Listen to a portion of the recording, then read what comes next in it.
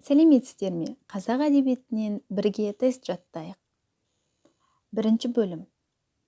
Ежелгі дәуір әдебиеті 5 кезеңнен тұрады. Бірінші кезең. Біздің заманымызға дейінгі жазу сызулар мен аңыз жырлар. Екінші кезең. Түркі қағанаты дәуіріндегі әдебиет. Үшінші кезең. Оғыз дәуіріндегі әдебиет.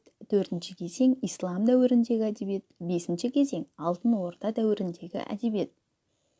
Енді осы 5 кезеңге жеке-жеке тоқталып өтейік. Бірінші кезең біздің заманымызға дейінгі жазу сызулар мен аңыз жырлар. Сақ, ғұн, үйсін дәуірі әдебиеті жатады. Біздің заманымыздан бұрынғы 7-ші ғасыр мен біздің заманымыздың 4-ші ғасыр аралығын қамтиды. Бұл дәуірден бізге келіп жеткен есік жазуы, Тарғытай, Алып Ертұңға немесе Алып Ертұңа, Тұмар патшайым, Ширақ батыр, Зарина сұлу, Мөде батыр, тағы да басқалары жайындағы аңыз жырлар бар. Сақтардың 26 әріптен тұратын жазуы болған. Екінші кезең түркі қағанаты дәуіріндегі әдебиет деп аталады. 5-ші және 8-ші ғасыр аралығын қамтиды.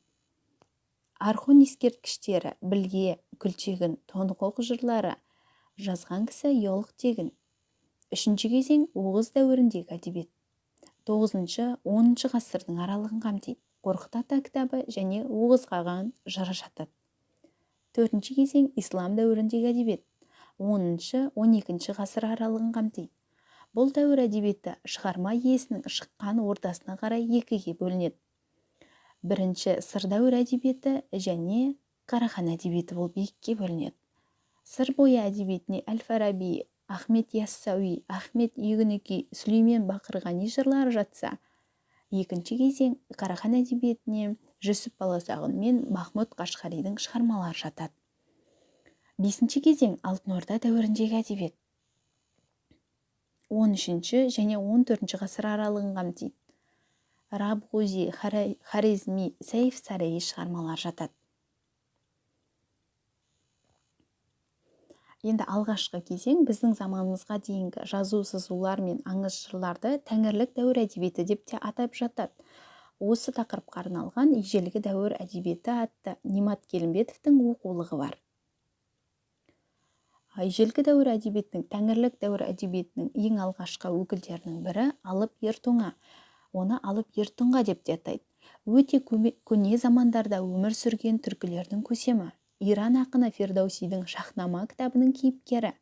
Шахнама кітабы 11-ші ғасырда жазылған, ал осы кітапта Алып Ертұңғаны Афрасияф деп аталған. Оның 4 ұлы болған: Барсхан, Харахан, Шиде, Алақ. Алып Ертұңғаны жоқтау жыры Махмұд Қашқаридің түркі сөздерінің жинағында кездеседі. Көне түркі әдебиеті ескерткіштері бойынша тест орындап көрейік. Алып Ертұңғаны жоқтау бойынша тест. Бірінші сұрақ. Ежелгі дәуір әдебиеті неше кезеңнен тұрады? 5 кезеңге бөлінеді. Екінші сұрақ. Қазақстанның қазіргі аумағында өмір сүрген сақ, ғұн, үйсіндердің түркілер атанған ғасыры. Заманымыздың 5-ші ғасыры. Үшінші сұрақ. Аға, саған бұл ошақ, ошағынан безгендер тізеңді бүк, халықта азық-түлік мол болғай деген сөз жазылған шығарма. Есік қаласынан табылған алтын бекзаданың жанындағы күміс тостаған. 4-ші сұрақ. Сақ, ғұн дәуірінен келіп жеткен шығарма. Алып Ертұңғаны жоқтау. 5-ші сұрақ. Бөрідей жұрт ұлысып, айқаймен жаға жыртысып, өкірген үнін өшіртіп, жылаған көзден жас өрер деген үзінді алынған жыр. Алып Ертұңғаны жоқтау. 6-шы сұрақ. Алып Ертұңғаның өз замандағы мәртебесі, түркілердің көсемі. 7-ші сұрақ. Иранның ұлы ақыны Фирдаусидің Шахнама кітабының кейіпкері болған түркі көсемі. Алып Ертұңға. 8-ші сұрақ. Алып Ертұңғаны жоқтау жырын қазақ тіліне аударды Асқар Егеубай. 9-шы сұрақ. Ерлікті қаза сынады, бектерім жасын бұлады, бөрідей ұлып жылады, жоқтады жыртып жағасын деген жоқтау арналған жыр алып ертонға. Күлтегін жыры бойынша тест сұрақтары. Бірінші сұрақ. Руна жазуы деген ұғым Скандинавия халықтарының сөзі. Екінші сұрақ.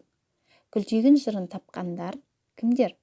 Швед Иоганни, орыс ғалымы Ядринцев 18 және 19 ғасырда тапқан. Үшінші сұрақ. Көне түркі жазуын алғаш рет оқыған кім? Вильгельм Томсон, дат ғалымы. Төртінші сұрақ. Орхон жазуының сырын алғаш рет ашты? Вильгельм Томсон 1893 жылы. Бесінші сұрақ. Тасқа қашалған көне жәдігерлердің ішінде бізге жеткендердің ең ірілері Күлтегін, Тоныкөк, білге қаған ескерткіштері. Алтыншы сұрақ. Күлтегін, Тоныкөк қай ғасырдың туындысы? 6-8 ғасырдың туындысы. Күлтегін, Тоныкөк дастандарының тастағы жазуы табылған жер Орхон, Енисей өзендері аңғарлары. Орхон жырларының негізгі ойы мен мұраты ел тәуелсіздігін аңсау. Күлтегін жырының негізгі тақырыбы ерлік, ел қорғау. Күлтегін жырында суреттелетін түркілердің қасиетті мекені Откен аймағы. Күлтегін жырында баяндалатын оқиға түркі қағанатының жорықтары. Күлтегін, Тоныкөк жырларын жазған кім? Иолық тегін. Күлтегін жырындағы жыраудың аты Тоныкөк, Тонықұқ. Тоныкөк кім болған? Қағанның кеңесшісі болған.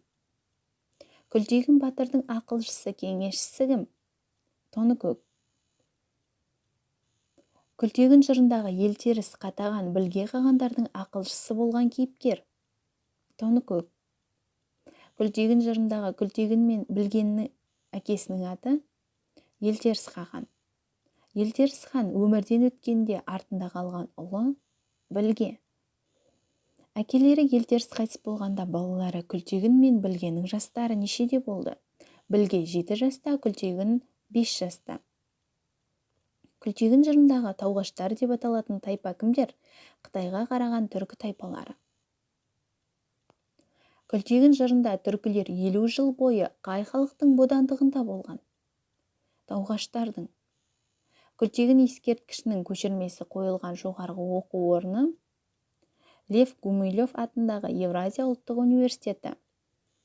Күлтегін ескерткішінің көшірмесі Астана қаласына қай жылы әкелінген? 2001 жылы. Күлтегін жырына сәйкес мәліметтер түркі қағанатының жорықтарын суреттейді. Алғаш тапқан швед офицері Иоганни руна жазуымен жазылған. Орхон, Енисей жырлары кімге арналған? Күлтегін, Тоныкөкке. Осымен тест аяқталды. Сіздерге бонус ретінде руна деген сөздің мағынасы руна құпия жазу деген мағынаны білдіреді. Скандинавия тілінен алынған. Алғаш рет орыс ғалымдар, швед ғалымдар тапқан кезде Орхон, Енисей жазуларын сол Скандинавия жеріндегі құпия жазуларға, руна жазулар деп аталатын жазуларға өте қатты ұқсатқан, сол жазу деп ойлаған, бірақ алайда ол көне түркі жазу болып шықты. Егер осы видео ұнаған болса, бөлісіңіздер, лайк басыңыздар, сұрақтарыңыз болса, комментарий қалдырыңыздар. Сау болыңыздар.